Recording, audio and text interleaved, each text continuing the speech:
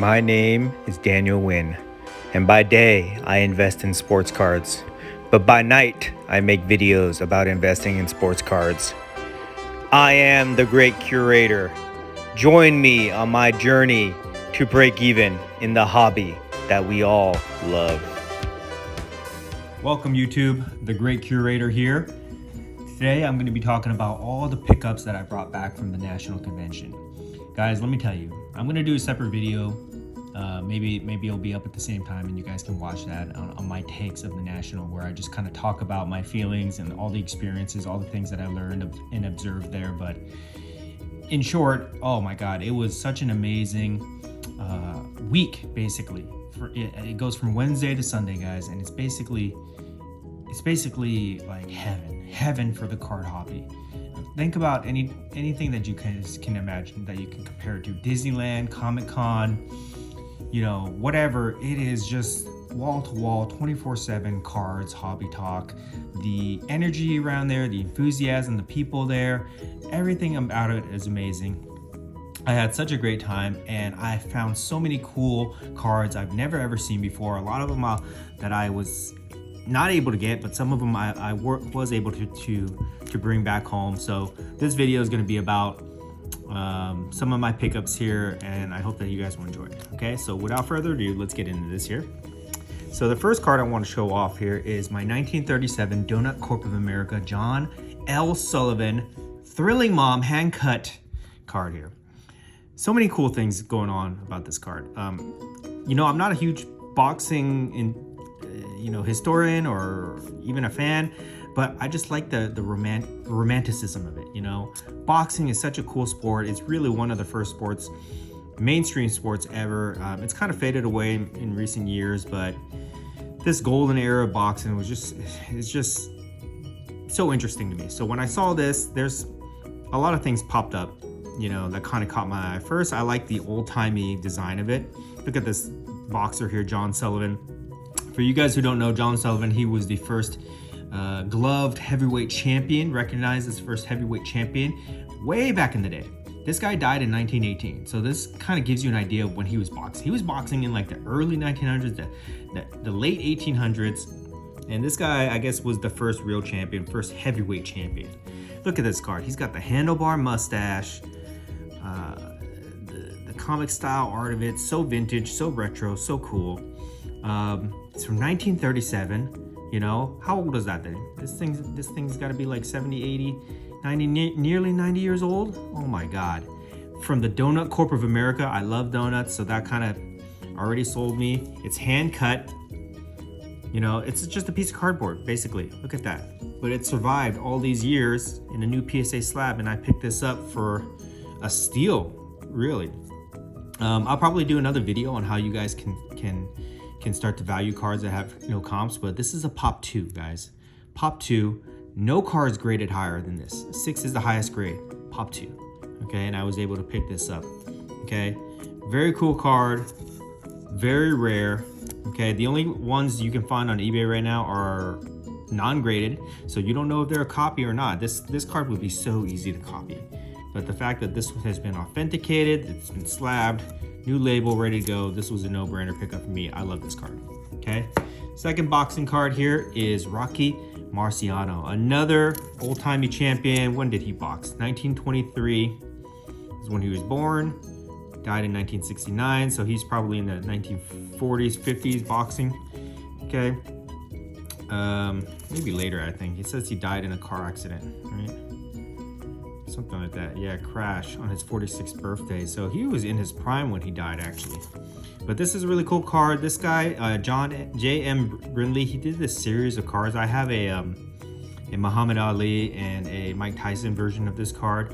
Very cool, like comic caricature of all these famous boxers. It's really interesting. On the back of this, he writes this little bio, but then he also puts his contact information. He puts his phone number. Back in the day, in the 90s, when you bought this card, you could have called him up and talked to him, you know, maybe commissioned a piece of art or something like that. So you'll never see anything like that today, but this is a really cool card. Great pickup to add to my collection. You guys know that I love alternative cards, so You know, Star Wars is I'm a big fan of this. This one's, you know, I picked this up at trade night. I bought this from the guy at trade night, but I saw he had it. It's really cool. 1977 is the first Star Wars trading card set, I believe. So, you know, every card in there is considered rookie, I guess you could say. So this is Luke dressed up as a stormtrooper. Kind of rough condition, PSA 4, but still a low pop card, very cool. Okay, happy to pick this up.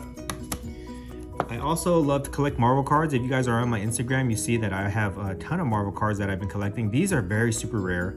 People are grading these right now, so the pop counts may increase over time, but for right now, they're still very low pop counts. So whenever I see a cool Marvel card, I try to pick it up. Captain America is one of my favorite characters of all time. It's a beautiful card, beautiful artwork. I think the pop count on this is 12, so very low. Don't sleep on Marvel, guys. Marvel's a great alternative set to collect. Here's a Thor. Look how beautiful this is. This looks like some kind of propaganda poster. Look at him pointing his hands out like he's about to soar, swinging his hammer. He's about to fly off somewhere. Lightning striking in the back. Just such a cool card. So beautiful. PSA 10, low pop card. I think this pop is like 7 on this one, but very cool, very beautiful card. Happy to pick this up during trade night. Okay. So those were pretty much the alternative cards. Let's get into the more mainstream stuff here. Russell Westbrook. I remember, guys, on Saturday night, we were at trade night and news broke that he was traded to the Lakers, and phones were blown up. People were talking about it. People were scrambling to try to get his card. The dealers at the show the next day were charging double the comps for all Westbrook cards. It was crazy. It was crazy. But I was able to pick this up through a trade. I think I traded a Kobe Bryant PSA 9 Topps rookie and a little bit of cash on top of that to secure this. So I got this at a very fair price, considering that everybody else was trying to get double comps or even more, or were even holding their Westbrooks. So this is a really cool card. Low pop count on this rookie year. This card was very interesting here. Okay, guys, let me talk about this. This is interesting, and I'll tell you my strategy on how I procure this. Okay, first of all, Shaq, Penny, the first real dynamic duel of the 90s. Okay, before there were super teams, before LeBron ushered in the era of the super team, there were the Batman and Robin teams. Okay, the dynamic duels. There was, you know, Bird, McHale, Magic, Kareem in the 80s. Okay, 90s, Jordan, Pippen, Kemp, Payton, and then there was Shaq and Penny. Okay, unfortunately, you know, they broke up before they could really, you know, establish themselves as a dominant team. But man, these guys in the early 90s, this was the pair to watch. Okay, so anyways, about this card, it's 8 out of 10. It's a pop 1, none graded higher. I've never ever seen any of these cards before. Super rare. I found this card originally on eBay. I messaged the seller, asked him if he would be at National. He said yes, so I knew he was going to be there, but then he never followed up with me. And I was hoping to try to meet him and try to make a deal, but he never followed up. I was at trade night, and I just happened to see this guy leaning up against a wall. He had his case open, and this was just kind of like leaning nonchalantly with a bunch of other, you know, cards. And I was like, oh my God, that's the card. Walked up to the guy, struck a conversation, you know, and we made a deal. I did a part trade on this, part cash. I think I traded a Luka 10 Prism and a, what is it? I think a Kobe 9? Yeah, no, I traded a, yeah, I think so. I can't remember. I can't remember what I did on this trade, but let me see. I wrote it down in my notes somewhere. Okay, I traded a Kobe 9 Topps rookie card and a Luka 10 plus some cash on top to acquire this. Super happy. You know, say what you will about this duel, but this is, you know, for the 90s, this is one of the all-time great duels. So very happy to pick this up. Very rare card. You're not going to see one of these. The next few cards I got here are the Messi Trio 9 rookie set, PSA 9 set. So here we have the 2004 Chromo Liga, the 2004 Mega Cracks Champion, and another Mega Cracks Champion. Okay, so Messi, he's the GOAT. The soccer, you want to call it CR7, you want to call it Messi, whatever, but Messi's the GOAT. He's got all the statistics. I didn't pick these are not mine. I picked these up for a friend of mine who sent me on basically a treasure hunt But I was very happy to search all around the National trying to find these. Very hard to find, to be honest. There were not a lot of soccer cards there, and the soccer cards that they had were mostly modern day Prism. Not a lot of people had these vintage Messi rookies. You know, I saw maybe 2-3 of them, and they were insanely overpriced. You know, this one I picked up through a trade night. Some kid had this, and I paid him cash for it, so that's how I acquired these ones. And then one guy had 2 of these. So I was able to make a deal to pick up these all cash. But very cool cards.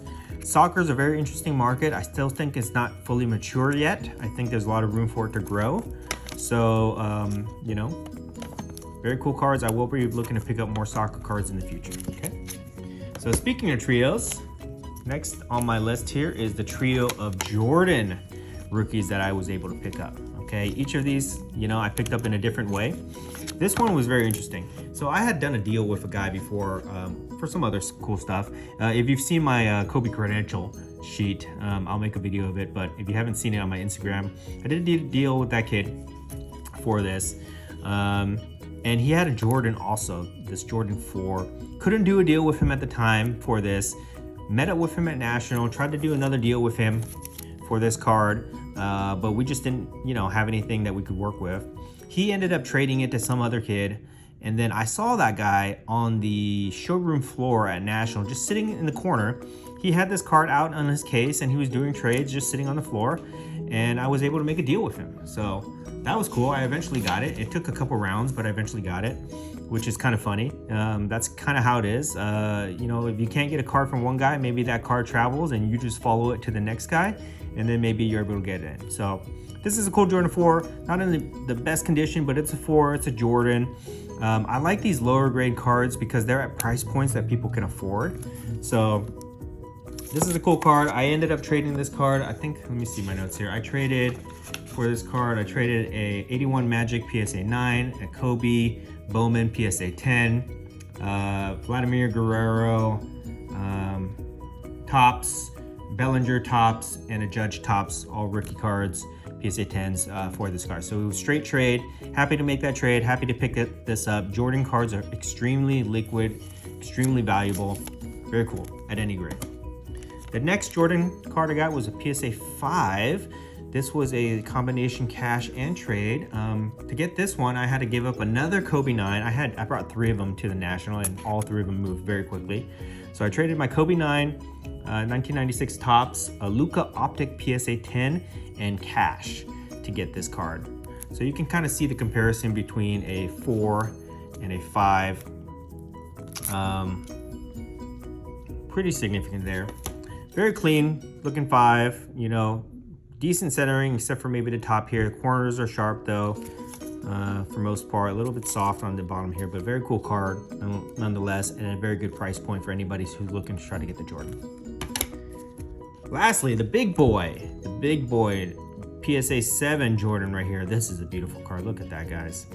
Look at that. Maybe just a little bit off centering on top, but this is really an 8. To me, this is an 8, except for the centering. Okay, sharp corners, good color.